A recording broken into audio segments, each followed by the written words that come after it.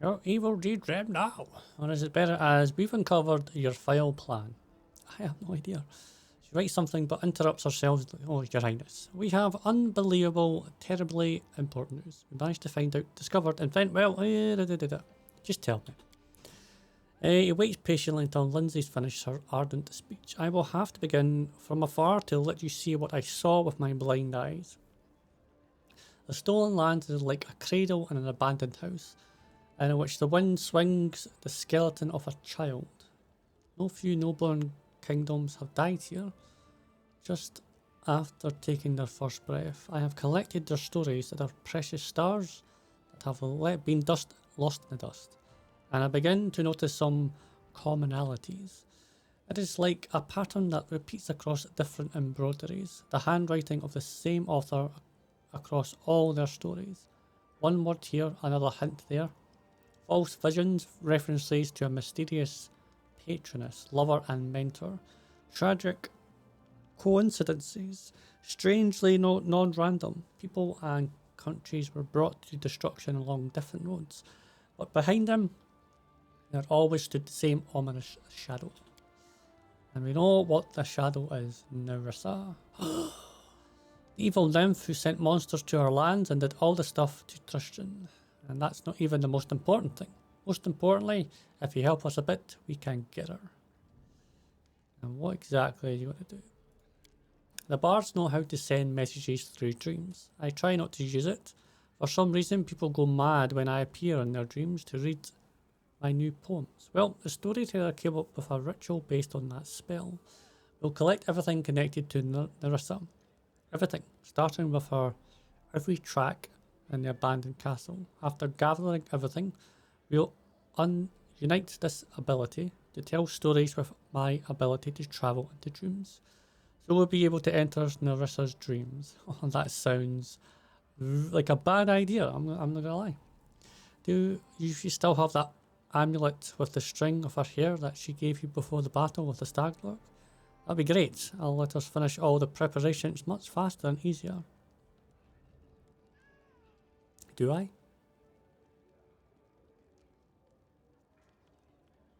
I still have it? I don't know. We'll learn all her evil secrets. The ritual will let us see her hidden thoughts and dreams. Well, theoretically. It's not like anyone's ever done this before. It can be dangerous. Well, of course it's going to be dangerous if no one's done it before. In dreams, monsters are more terrible than those we meet in the real world, but I urge you to not neglect this chance. You are opposed by a powerful enemy, one who has destroyed dozens of kingdoms and empires. If you do not meet her face to face, do not discover her weakness, your country will end up just another one of those stories.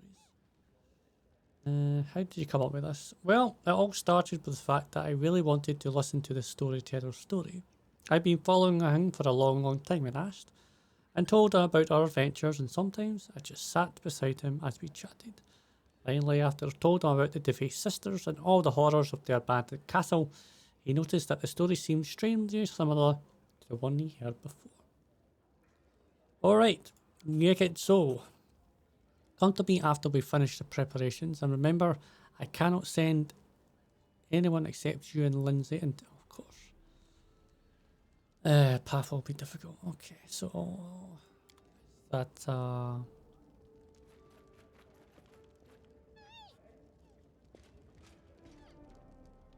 yeah, it'll be a thingamajigger. Right. I received new reports about those bullets. We managed to get rid of them, but this has only led to an increase in attacks from other dangerous beasts and bandits.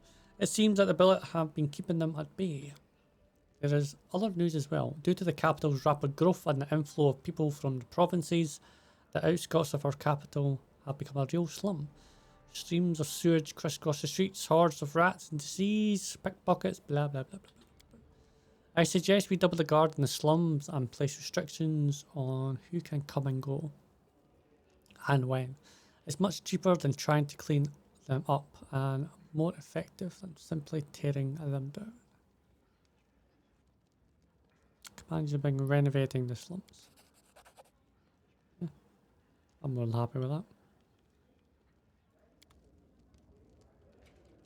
The other ones, noticeable difference, but we've got the money for it, so we may as well.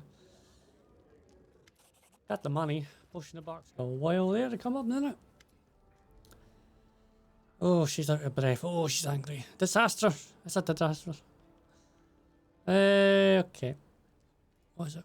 The whole kingdom's on fire. Well, metaphorically speaking, and some of it literally. First of all, we've got armed gangs raging along our border with attacks, robbing and killing people, destroying food stores and damaging any property they come across. Second, there are sudden and inexplicable monsters attacks being reported all throughout the lands. And third, there are people out sowing deceit with rumours and songs, even handing out pamphlets mocking your failure to fix things, and encouraging the citizens to pledge fealty to Everetti instead. Right, I gave the man, he's clever. Our governors are panicking. They've had to use all the funds we budgeted for them from the treasury on preventing riots and mass hysteria.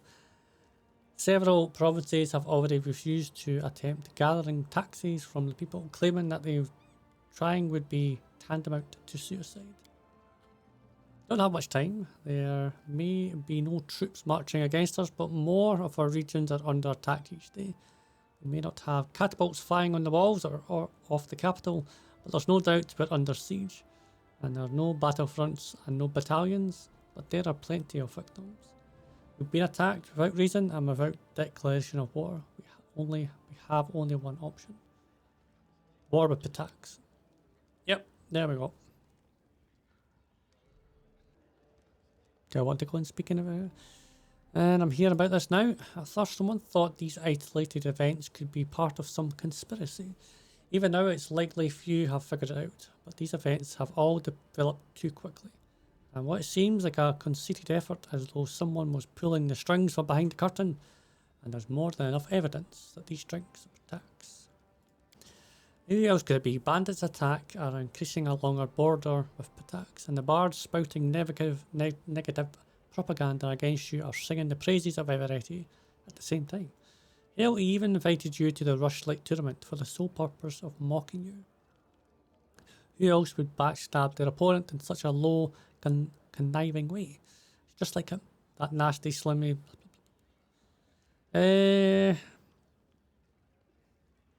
Do you have any definite proof? I don't think we need to say that. It's definitely Pitax. You know what? Yep, I think we just got to get this done. Fortunately, the situation could be worse. Your decisive victory in Rushlight tournament really bolstered the people's faith in you and your abilities. It's funny how such nonsense can affect people's minds more than the real feats and atrocities do. But this works out in our favour. Thanks to that victory, we have a little more time to deal with whatever vile act the bad man for Pitax throws at us.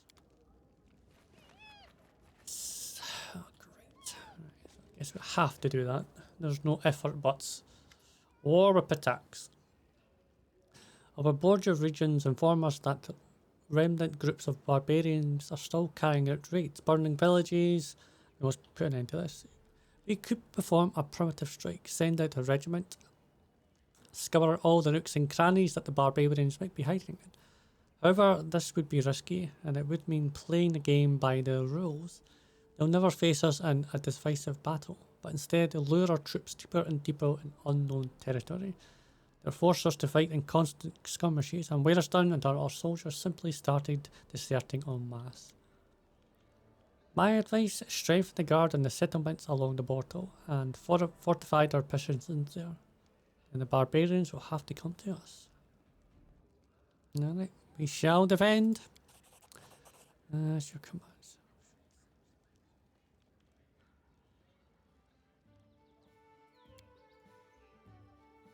Discourse by Trebicent of Cordian of Treborn versus self-proclaimed lurers or the Pitaxian lion and the flea of Stoneland.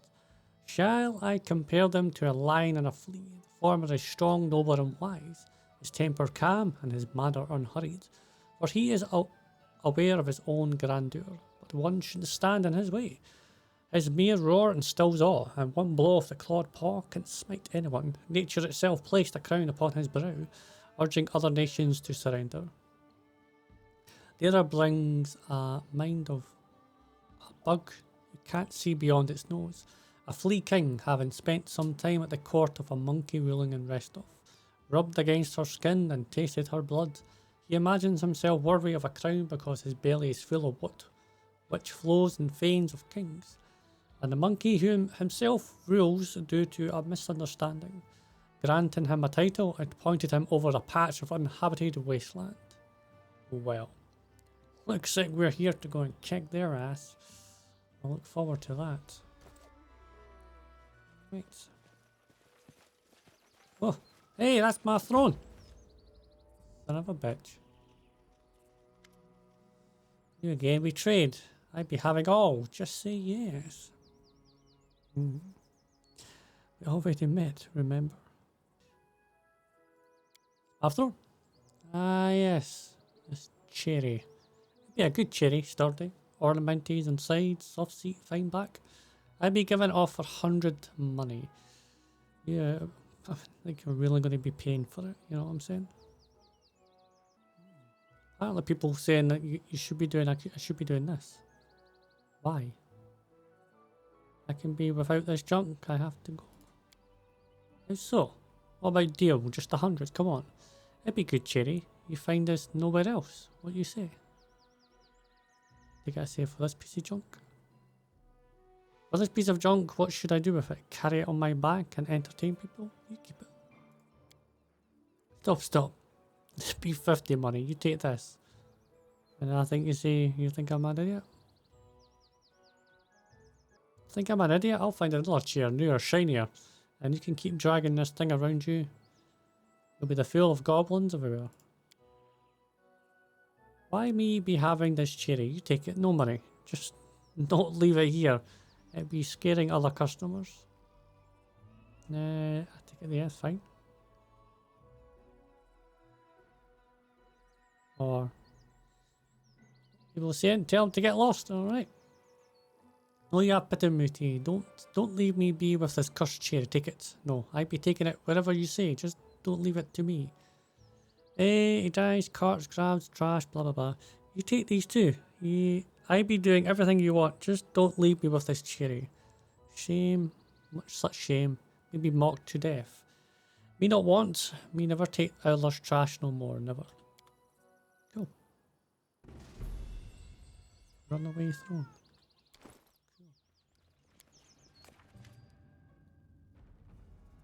We know you, Borba. It was nice. Oh, they were the children of the other guy. We see you before, Bob, kill Father Carsgood. We be a long time hungry. Wait, search. Now Borba be here. Oh, wow. Okay, apparently I'm just going to kill them. I gave you a chance, but you didn't take it. Only by killing you can I be sure you won't harm innocents. Ah, we eating. We kill you, other Borber. Okay, lovely. Still, I was right. Yeah, okay.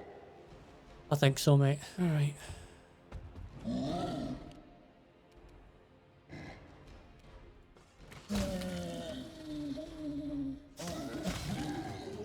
Well, shame to be you, mate. They're in trouble. How many times must I say, don't bother me when the wizard turns to you and cries out in surprise. It's none other than Ned in trouble, the prank-loving participant at the inconsequent debates. Here you are, Tom. I've been waiting for you for some time. Everetti was afraid you would find us immediately, but he obviously overestimated your abilities. Oh, a familiar face. Where are your frog billers? Are you going to jump out from around the rock? Around the corner, sorry. Are you the one sending monsters? Probably. Who else? The great and terrible Nerd Trouble, the world famous wizard and master of teleportation. I like playing with you very much. Without you here, the inconsequent debates would have been morally boring. Morally boring. Nicely put. Why did you agree? Oh, I don't care about your Everetti, the lewd stock rag, but you can't argue with the bleaching. You turn to anyone. When your hair starts to lose colour and skin, fade and wrinkles, just look at what he helped me build here. Even you must appreciate it. Find a system of underground clay caves and clear it of all the critters. Create a gigantic teleportation circle capable of transferring whole hordes of monsters. Breed and train huge uncontrollable beasts.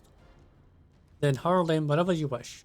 Hurl them at naked guards at a bathhouse, onto a bed of merchant couple, in your private even.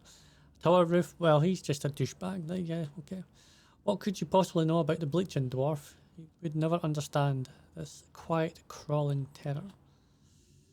Sanity must stop. Yep. Yep. Yeah, I don't think he's going to be anything, is he? Alright, prepare to die. Brave Callista, I was looking for you, pouting your lips in righteous indignation, and feared you would lecture me, like your classic paladin. Oh no, not now. Not now. Not now, mate. Not now. Now it's just, we're going to kill you.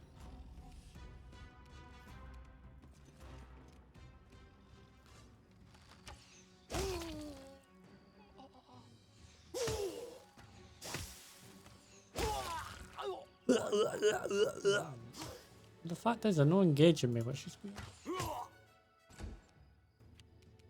What's going on with that? With all your might.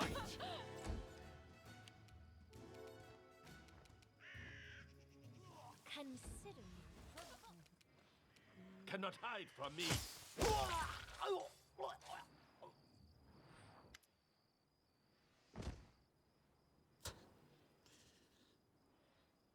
Yes. I give. Please don't kill me. Just as well I never killed him at the start, didn't I? I'm not interested in dying for Everetti. Let the dirty creep get something from his fancy thieves guild in there. See how they like the job. Or the way they get handsy. The bandit wipes blood from her lips with the back of her hand. I have no grudge against you. Everetti just didn't give me a choice. She fought bravely and with great skill. Maybe we shouldn't enter. If she attacks us again, then we'll have another good fight. And if not, all the better. We'll have a strong ally. Ah, so is this where now, this is where we do our coup de grace against everybody, essentially. And we try and have them towards us. My name is Illunusk, Chief of the River Razors, and what's left of us. Between you and Everetti, the scoundrels found us, pinned us down, and gave us a choice. You could kill us all, or we could take our chances fighting your kingdom. We did what we said, of course, at least gave us a chance to survive. Your role. Gathered information from scouts, planned out attacks, recruited and trained new members, but fighting a war is way different than day-to-day banditry along a river or highway. Our gang dwindled by the day. Everetti just wanted to throw us into this bloodbath so we could damage you as much as possible before dying. A landlord with you. To put it mildly, he hounded me like he had a swarm of wasps in his pants. Last time I was in Pitax, he'd gone crazy. I was just walking down a palace hallway when I met him, and he was holding this strange wooden sword. I had no idea where he got it from, but he's manic about it now. When he got close, he touched me with the sword. I think by accident, but he turned immediately and tried to pin me against a wall. I pushed him away and was ready to knock him out, but I stopped myself.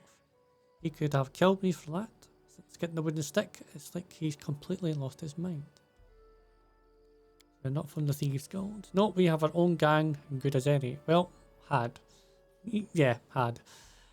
Promised the guild exclusive rights to all the orders of attacks. Not that its word is worth anything.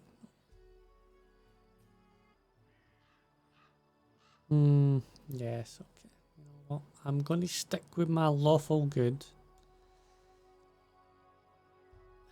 They still try to kill me. You know what I mean? Yeah, people are saying it doesn't really matter which one you pick. We'll see who walks out alive. Oh, it's not going to be you because you're lying on the ground. So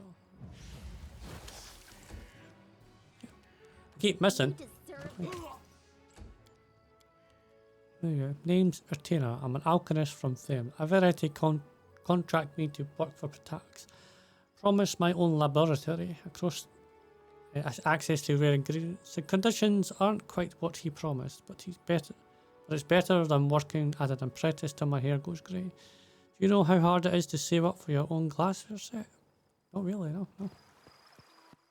I mainly make poisons. Don't look at me like that. It's a job. I need to eat too, you know. I'm not killing anyone. The ones using my poisons are of course it is. Yeah, we're just going to tap them as well. Could have chatted a few more minutes, you devil. Alright, fellas, out of the bushes. We're fighting open. Not be defeated. There you go. Just the other men again, a difference. Cannot hide from me. Go inside. Oh, great. It seems no one noticed your entrance over the bustling noise of the tavern. A young half-elf with long, slick-back hair and a delicately curved moustache and a beard is making a solemn speech. He drawls and flourishes with his hands, and his pretentious red face makes it obvious that he's enjoying everyone's attention. Laughing and shouts of approval can be heard from the main table. Many other guests aren't participating in the gate trees. However, some are yawning, while others aren't even listening to the speaker as they focus on their meals. But what's this? Your friend Ivor sits with a long face, picking at a hunk of meat with his fork. The speaker raises his voice over him once more, and Ivor winces. Ivor.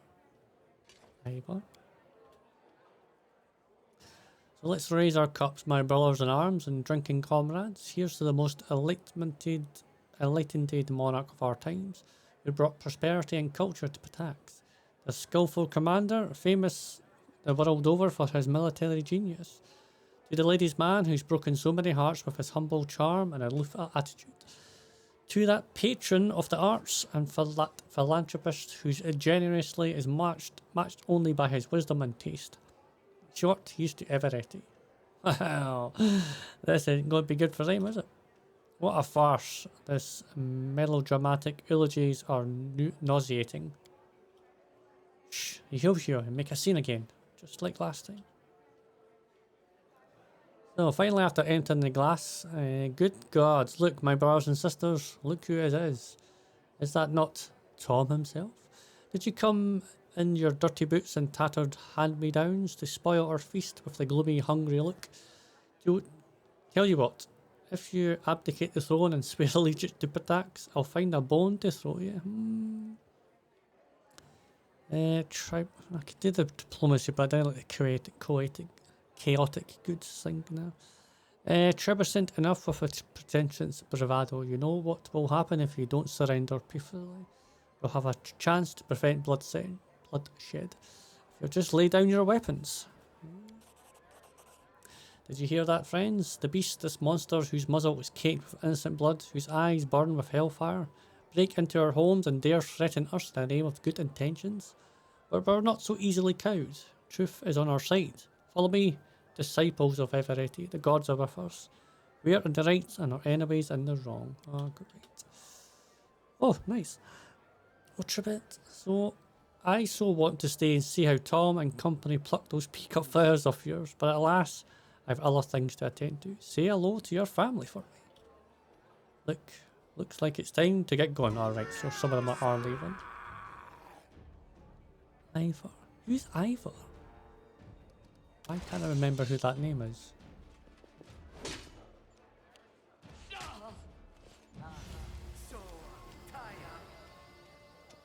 Run away, my good sirs and ladies. Run away. Yeah, it's just the order that we're doing it in now. It just doesn't really make any sense. But that's the way I'm going to do it. You little thief. Mortal fool. Interfering in the affairs of eternal beings. It is time to return what was stolen. Shove it. Throws the sword at the ghostly giant who catches it and gazes upon it, twirling it in its huge palms. Fine work. You surprised me, mortals. Your life is but a breath in the wind, a snowflake in a hurricane, but nevertheless, you can at times create something that will last through the ages. This sword is even finer than the one that was stolen. It's mortal's pride. We leave this world, and so leave behind what was created. That's Torig's teaching. Alright, here's you. My name is Fionn. Once my brother Keen and I were powerful rulers in the first world. Together we were nearly equal to the eldest, but not quite. Eternity, serene life in our land was not enough for Keen. He wanted more. He wanted to become equal to Eldest and conquer new lands. First he began to devour our subjects, drawing ill on their strength, and then he tried to do the same with me. As punishment, I banished his soul into the sword, which later fell into the hands of Amiri. So why did you need the sword? It is the prison of my beloved, hatred blur keen, the murderer of a family and friends, a ruler who dreamed of greater power, but who insisted destroyed the people he ruled. Well, who instead?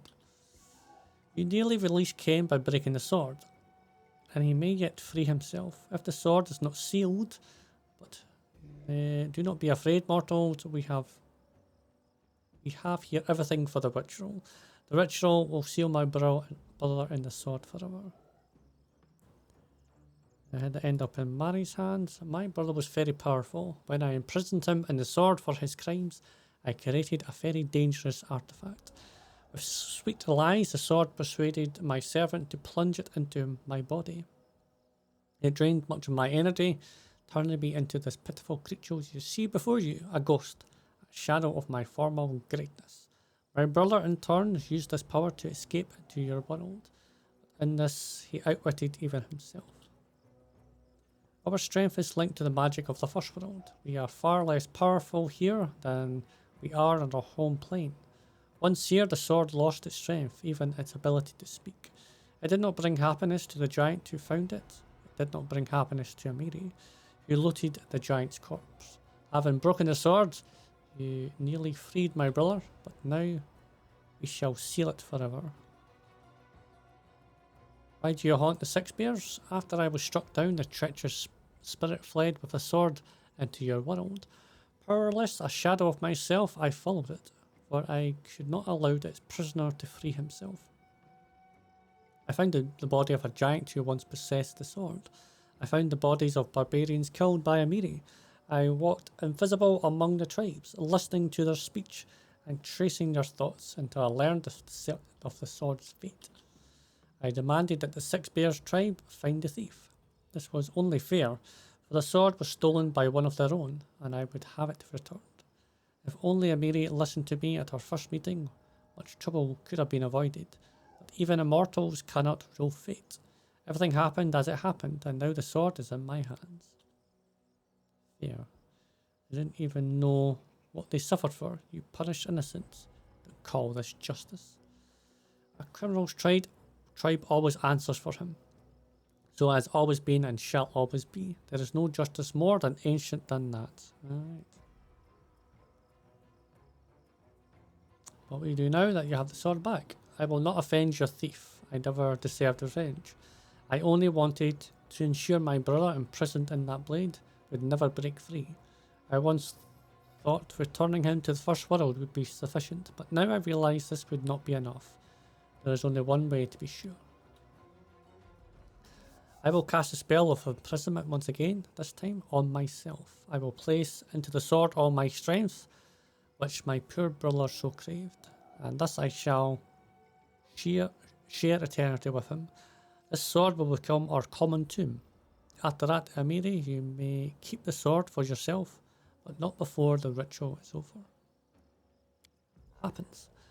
My brother will free himself. It is an endless storm, greedy, cruel, unpredictable. He will do great evil, and he will start with Amiri and her tribe. He remembers you well, but I cannot see his mind. Perhaps he will seek revenge. Perhaps you will become his plaything. Either way, he will not survive. Alright. He brings the sword to his lips, whispering a spell. A stream of light flows through him into the blade, already transparent. The ghost becomes barely visible. The end is near. There is almost nothing left of me. I am the shadow of a shadow. I am dust and ash. My power, my immortality. I give everything to imprison my brother forever. There is only one thing left. He hands the sword to Amiri. You finish the ritual. The sword must be plunged into the heart of a chieftain. I would give you my own heart, but I no longer possess a living body. However, there is another chieftain here. Do this, Amiri, and let eternity come. What? So I have to kill Nilak? Beyond spoke truly to the threat of his brother's release. I must protect my tribe. Do it, Amiri. I am ready. Aka pushes her away. Step aside, girl. The tribe needs you. Hey, you evil spirit. A former chieftain is good enough, right? Ghost nods. Akiri thrusts himself forward. Come, girl, strike. At least I'm still good for something. So people are saying that I have to do it myself.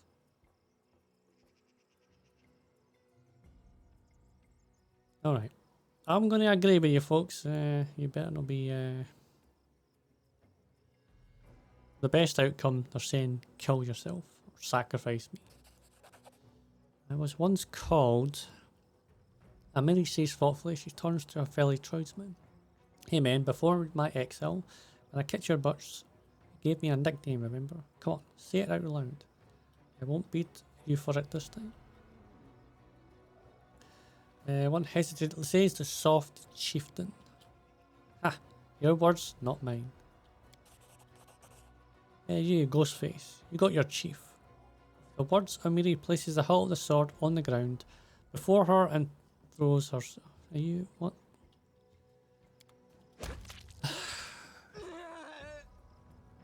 What? Such nobility is rare among mortals. It should not be wasted. I still have enough strength for one spell.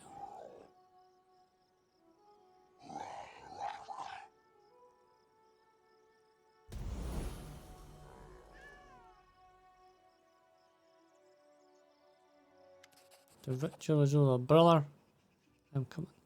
Amiri rises to her feet. She touches her smooth skin through the hole in her bloody clothes, then grips the hilt of her sword. Still alive, aren't I? Yeah, you can say that again. And she turns to her former tribesman.